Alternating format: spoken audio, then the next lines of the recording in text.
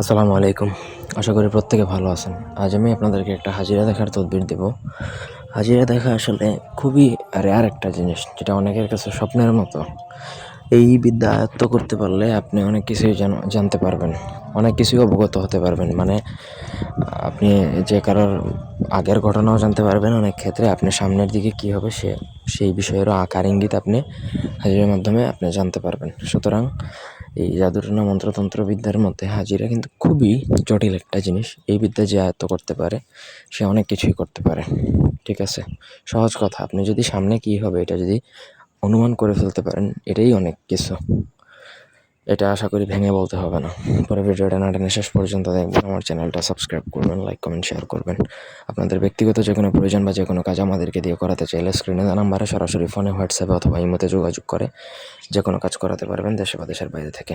এটার জন্য আপনাকে শ্মশানে দেখবেন অনেকে মাটির পাতিল নিয়ে যায়। সেই মাটির পাতিলের মধ্যে এই স্ক্রিনে দেওয়া নকশাটা অরিজিনাল কামসিঁদুর দ্বারা লিখতে হবে। এক ফোঁটাও অন্য কোনো কালি ব্যবহার করা যাবে না, স্ট্রেট কামসিঁদুর লাগবে। আদারওয়াইজ আপনি এটা প্রয়োগ করতে পারবেন না। আপনি যদি অ্যারেঞ্জ করতে পারেন সেক্ষেত্রে প্রয়োগ করবেন, অ্যারেঞ্জ করতে না পারলে প্রয়োগ করবেন না।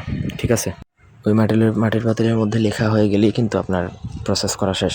এই লিখতে হবে হচ্ছে যে কোনো অমাবস্যার রাতে একবার পাতিলে লিখলে ওটা সারা জীবন আপনি দেখতে পারবেন, যতদিন এই পাতিলটা আপনার কাছে থাকবে। পাতিলটা সবসময় লাল কাপড় দিয়ে ঢেকে রাখবেন। যখন হাজিরা দেখবেন বের করবেন, বের করে ওই যে খালি ঘরের দিকে তাকাবেন। খালি ঘরের দিকে তাকিয়ে আপনি জাস্ট ওই নাম বলবেন যার বিষয়ে হাজিরা দেখতে চান এবং কী বিষয়ে জানতে চান সেটা বলার সাথে সাথে ওই খালি জায়গাটার মধ্যে আপনি নিজের চোখে দেখতে পারবেন।